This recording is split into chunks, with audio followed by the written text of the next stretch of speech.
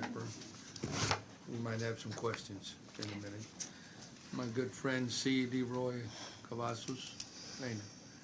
Good evening, Chairman and committee members. Thank you for staying late this evening to hear everybody's public testimony. My name is C. LeRoy Cavazos Reina. I am the Vice President of Government Affairs for America's first Hispanic business organization, the San Antonio Hispanic Chamber of Commerce, founded in 1929. And today we are in opposition of SB3. We believe that choice is important, but we do believe that the students that are in our public school systems right now need to be the first priority of the state of Texas. We also believe that this is critical to the future workforce that will encompass our state's economic vibrancy and continued vitality.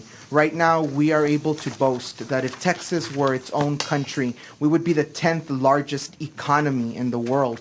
And as a business organization, we want to continue to foment those types of things for students in our schools.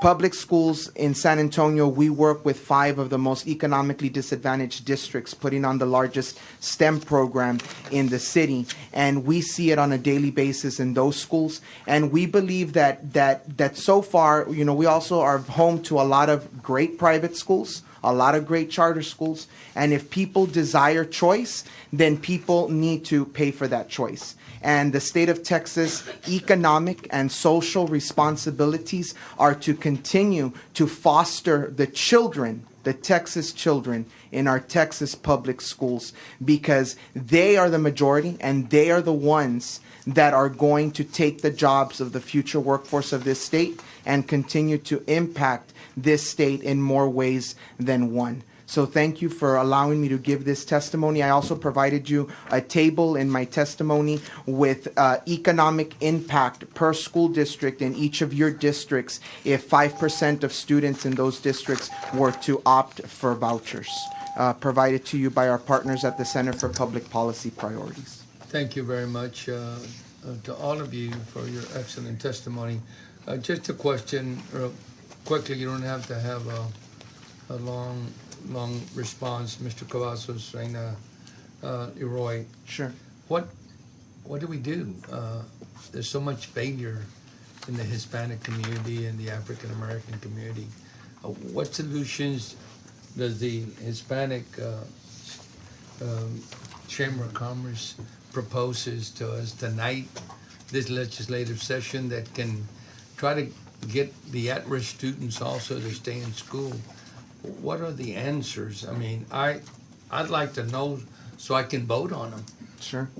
Well, some of the things, Senator, that have been done recently in San Antonio, we're starting to see a lot of public-private partnerships with school districts, especially in the areas of career and technology. I've spoken before the House Public Education Committee and also in these chambers about career and technology training programs and public school dollars for those types of initiatives. Just because San Antonio's home to one of the largest manufacturers in the state and a lot of oil and gas industry companies that rely heavily on the workforce that San Antonio is currently producing, not only for oil and gas initiatives in San Antonio, but for the Eagle Ford and other areas of the state. So that's one of the solutions that we've seen. And the model that we implement, our Core for STEM program, is modeled after the HESTEC model in the Rio Grande Valley. I have a great deal of respect for you and everything you've ever testified on when you come to Austin, but you just said it all. Private-public partnerships. You said it, and that's what, in my humble opinion, this is. This is a private-public partnership in behalf of the children of Texas. And I just want you to know that I value your opinion, and I want solutions. Believe me, I brought 160 at-risk students from the Valley to Austin, and I brought them straight to the Austin Club for lunch. Why? So I could show them what would be ahead of them, if they got an education and build a foundation for themselves. I certainly appreciate each one of you and what you have to say for or against the bill, but my reason for doing that and bringing them here to the Capitol is what all of us need to do, have outreach programs. The chamber should have that. Every organization out there should have that. I believe in public-private partnerships. Our funding has been dwindling since the 1980s, early 90s, and I think that's the greatest partnership we have in America, especially in Texas. Members, Senator Betancourt. Mr. Cavazos, Yes, sir. do tourists recognize choice when they decide to come to San Antonio? Yes, sir, absolutely. Hotels, restaurants, theme parks. So they're exercising a market because they believe that you've got a great product and they want to come participate, and they choose by their own personal participation to come to San Antonio. Yes, sir, that is correct. Do you not see the parallel to choice in education? I just don't think that parents having a choice in education. When I grew up, Senator, I didn't have a choice. I was a disabled student, legally blind, considered by the state of Texas, and I went to a public school because where I was from, in Mission, Texas, 5 miles from the U.S.-Mexico border, there were no choices. And yet I'm sitting here before you today. Now, I'm not saying that parents should not have choices. I'm just saying that the state of Texas shouldn't be funding charter schools that are ran like businesses and that are not required to uphold certain policies in their structures for the state of Texas to be paying for that. Mr. That's Cavazos, where my opinion what's is. wrong with running something like a business as a Chamber of Commerce representative? There's nothing wrong with running it like a business, but if you're being subsidized by the government, a charter school, we've seen so many bad stories of our charter schools that have misappropriated funds, that have socially segregated students Mr. out of their Cavazos, schools. sorry, let's stay back with the main point. Choice, the market choice, the choice of people going to San Antonio for tourism, the choice of the businesses that provide the services, running things like a business, which is at the heart of the chamber, or it should be. I was very disappointed to see the chamber opposed to property tax relief because, again, it's a choice eventually, because higher taxing districts eventually cause businesses and people to make a choice. But here, unlike your experience in Mission, which I'm sorry you had a problem in your childhood, you seem to have overcome it well, it's now the opportunity in the 21st century that we can provide people choice all over the state. So if people are free to choose San Antonio as a tourist destination, why are parents not allowed to have choice? I disagree with you, Senator. And I think that. Could you answer my question? Yeah, sure. I think that people should have choice, and if they want that choice, they should pay for it. Then great, you're there. No, but but it shouldn't be done with money that should be funding our public schools that have been heavily underfunded and misfunded for the last 25 Mr. Cavazos, years. you're a business association, true or false? Yes, sir, I am. Do you know that a tax credit scholarship, the bill that we passed 2 years ago, has a positive fiscal note to the state because it creates more money, because it brings in private money through donations? Were you aware of that? I'm not a tax expert, Senator. No, I was not aware. I'm not of that. asking you to be a tax. I'm asking you're a representative of a business association. So if a tax credit scholarship in Chairman Taylor's bill brings in more money into both public and private schools, and its fiscal note is documented like it was 2 years ago, is that not a good thing? It is a good thing if it's equitable. Well, and if it's available to all, how could it not be equitable? Well, because right now the way that taxation is done for school districts is very inequitable. Okay, but again, we're talking about parents having the same choice that they decide to go to SeaWorld or come to the Riverwalk or go to the Alamo. And it's that same market principle should be at the bedrock of what the chamber does, and it should be at the bedrock of what is done in education, because we don't care if people choose homeschool, we don't care if they choose private school, we don't care if they choose charter school, we don't care if they choose public school. We want them to make the choice and to have the best possible education for their child. True or false? True, but we believe that money should be diverted to our existing public schools. Okay, and even with a tax credit scholarship, you don't understand that there's absolutely no diversion, that it's an increase in money into the system, and you're still opposed. Yes, sir. I would strongly recommend that you reevaluate why you're being opposed as a business association to a concept that brings in more money and provides more choice, which is the same thing your consumers and tourists do when they come to provide economic opportunity for your businesses in San Antonio. Thank you very much.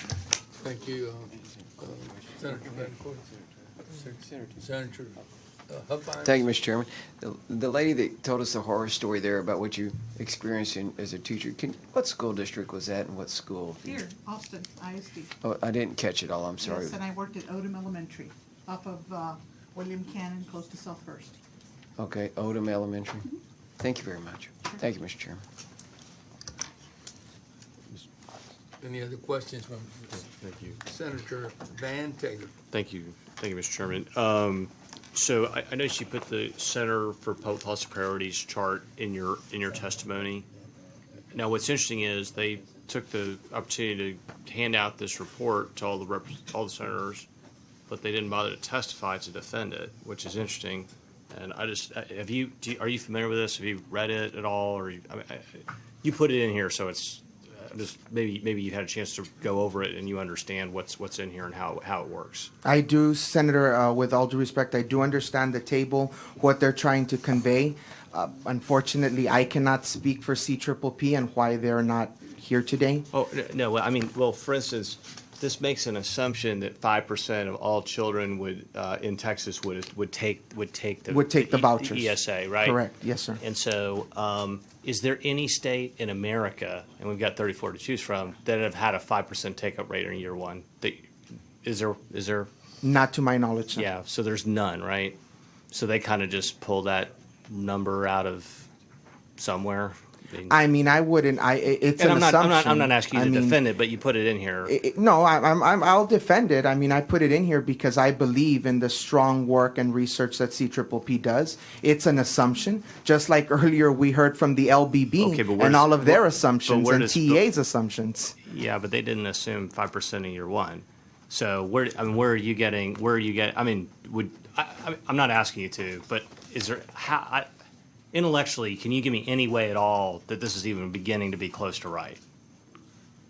I mean, I think that theoretically it's an assumption, and while why it not might just not assume 10%?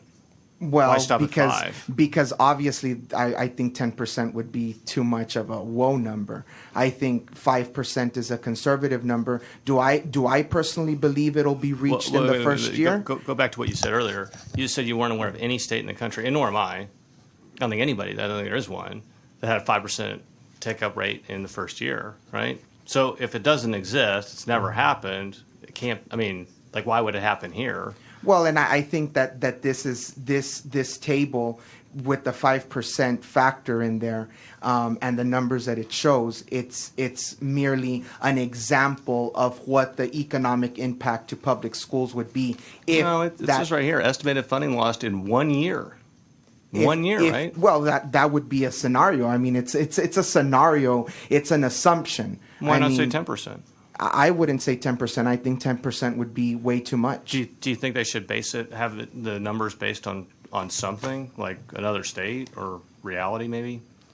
I do not think that they should base it on other states. I think that Texas is very unique to ourselves. I'm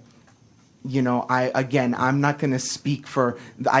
Merely took this as a source, as a resource. I try to give you a way out to say, hey, I just put it in here. I don't know much about it. I'm not going to say that either. This is submitted testimony to the Texas Senate Committee on Education. No, I know. I'm going to defend what I'm submitting. Well, I'm not sure how defensible this is, and I think it's interesting that the authors wouldn't even bother to come up here to try to defend it, because I think that this is just one table. We can go into in great detail Sure. about all the different problems that are in here. I mean, but look, I appreciate you trying to defend the indefensible, which clearly, very clearly this is, because it's just not, there's no basis, no intellectual basis of any kind for this kind of, well, I'm sorry they gave this to you, because it certainly has put you in a very awkward position. Thank you, Mr. Chairman. Good job. Yes, thank you, Mr. Chairman. I would just like to ask you real quick, do you think if 5% are going to leave, right? That's your numbers are showing. Well, do you think they'd leave if they were satisfied? The school districts? These kids, in your numbers, do you think they would leave if they were satisfied? No, I don't think that they would So leave that if they were must mean- satisfied. So that must mean 5% of the students in your mind are not happy and are completely frustrated with their school districts enough to leave their friends, leave the schools where they got all the money, all the resources, the neighborhood school. Right? Private schools, by the way, they have to raise their money, right? Sure. They have to get voluntary contributions from people to give them money, unlike public schools who forcibly take tax money, right? So you're saying that 5% of the people are not happy. Would it occur to you that if everybody was happy, it'd be zero? We are assuming that if 5% were to leave, and again, that is an assumption, that maybe they're not happy or they would leave for other circumstances. Sure. I mean, Well, you if the could make that districts- assumption. If the districts were satisfying those students, if they were all satisfied, how many would leave? I think that some people would leave. Even though they're happy. I think that if you give people choices, it gives them stuff to pick from, and some may opt into other types of education. And they're So I don't think that. So they're satisfied, they're completely happy. Those parents are good with their school, and they're just going to leave it. I don't think- because they're going to leave it. Well, I Pull don't their think. kids up, rip them up out of that school with all their friends. They're going to leave it. I think that when you open the window to choice, you allow for people to go down different paths and avenues. Now, do I think that the people would leave just because they're unhappy? I don't think that's valid. That people are going to uproot their kids just because they're unsatisfied. I'm just curious. Do you look at the public school system as a jobs program? No, sir, I do not. That's a good thing. I'm glad to hear that. Thank you, Mr. Chairman. Thank you all for your excellent testimony, each one of you. And I want to thank you, I have to say this, Ms. Ayala, for being a faith-based public school teacher. Thank you. Thank you all.